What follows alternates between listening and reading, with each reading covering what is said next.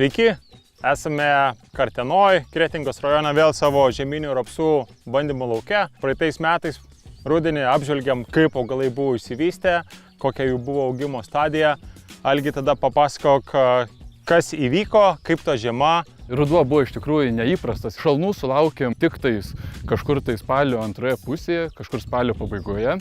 Atsimenu, rugpjūčio 20 buvo sėta, Taip, tai kad ir turėjom vėlyvesnę sėją, mes turėjom gerokai daugiau laiko augalam pasiruošti. Tai šiemet turbūt pastebi irgi tą tendenciją, kad ankstyvos jos veislės turbūt turi kur kas daugiau praradimų, gal net iššutimų lyginant su vėlyvesnė sėja. Turim tokią situaciją, kad pirmos sėjos rapsai, ypač tie, kurie buvo labai augus, kur buvo pavėluotas augimo reguliatoriaus panaudojimas, kur buvo nesumažintos sėjos normos, tie rapsai daugelį rajonų nukentėjo. Ypač tai paimkim viršutinę Lietuvos dalį, šiaurės regionus. O kur buvo pasėta laiku arba vėlesnės sėjos, jau einant arčiau rugsėjo, tie rapsai dabar atrodo geriausiai. Ypatingai Latvijoje, Estijoje turim daug nušalimų. Tai iš tikrųjų skaičiuojam net iki 100 000 hektarų bendrai prarasto ploto. Tai Lietuvo palygint, iš tikrųjų turim labai gerą vaizdą. Tai šiai dienai darbai visi padaryti, ar dar yra kažkas planuose? Šiai dienai, kaip ir lauko darbai visi padaryti, bet dar nebuvo pabaigtuvių. Tai darbų pabaigtuvės buvo uždarytos ar nebuvo uždarytos? Geriau neklausk. Tegul nutyli istoriją tai.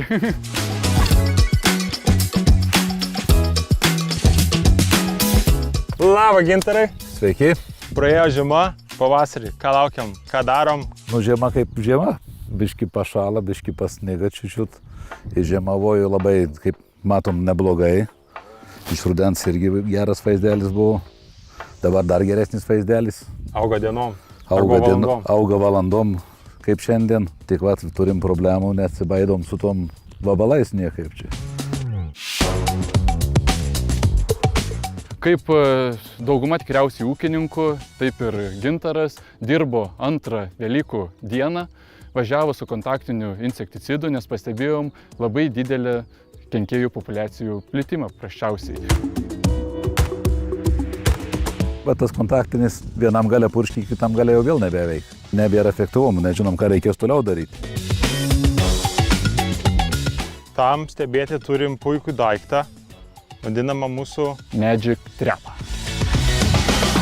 Padėjom, renkasi automatiškai vabzdžiukai, mato, kad geltona spalva, tai ir stiebiniai paslėptas straubliai, ir žiedinukas tas pats, ir spragės. Ten pakliūna, 2 kartus per dieną ūkininkas gauna vaizdinę medžiagą su nuotraukomis iš to Magic Trapo ir ten net yra tokia funkcija, kai atpažįstamas kiekvienas vabaliukas.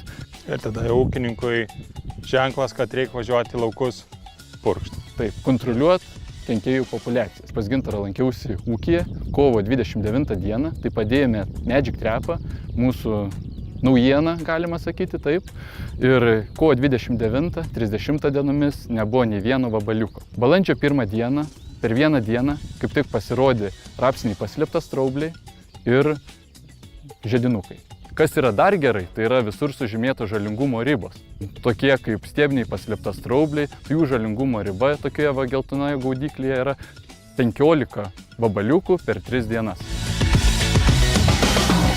Labai geras daiktas. Kaip matom, reikės įsigyti ne vieną tokį ir bandysim gaudyti. Ir nereikės laukia būti, sėdėsim ant fotelį ir žiūrėsim, kaip vabaliukai vaikšto.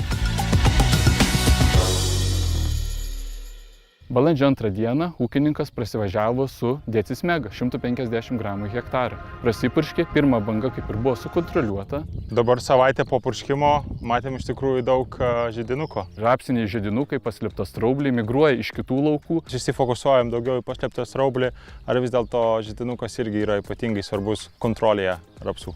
Manau, čia lygiai taip pat, kaip aš Alberto paklausčiau, jeigu jį dabar užpultų 20 blusų, ar jam būtų malonu?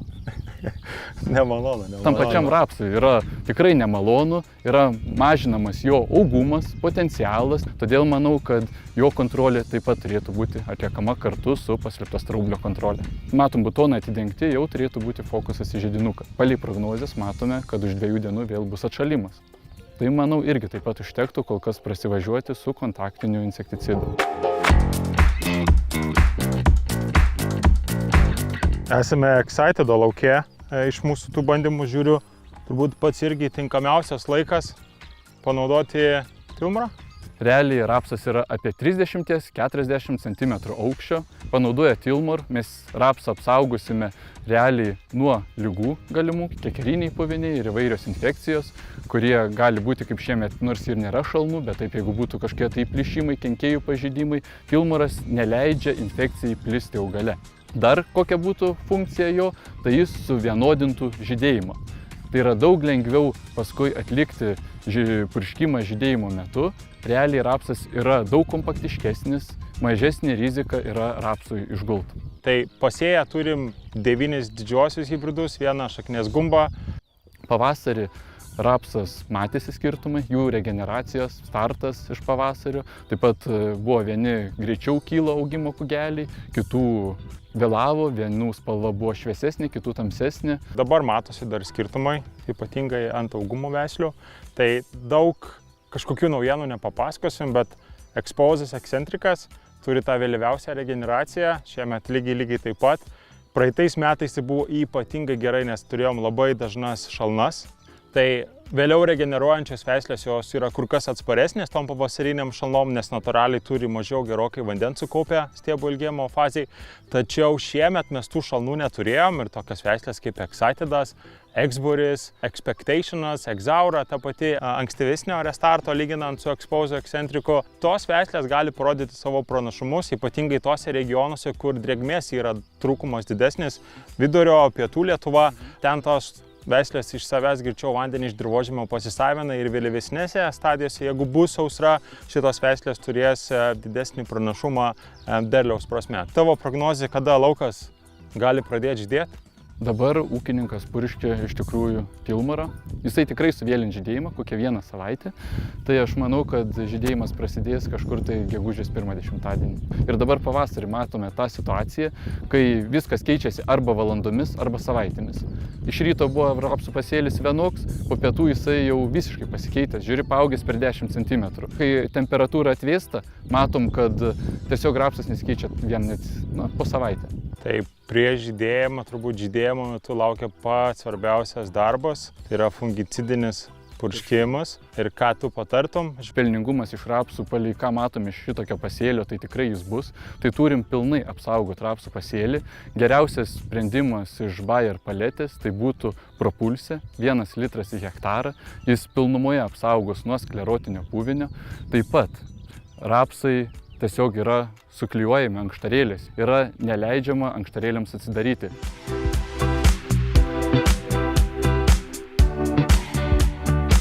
O koks planuojamas derlius? Norisi gauti maksimumą, bet gausim kaip gausim. Galvojam, gal apie 4 turėtų būti, nes praeitais metais 4,5 prikūlėm, šiemet ir gal nenuvils. Dar viskas parodys laiks, vasarą, kaip čia tos drėgmės, kaip šilumos bus, kaip vabalai nugriauš.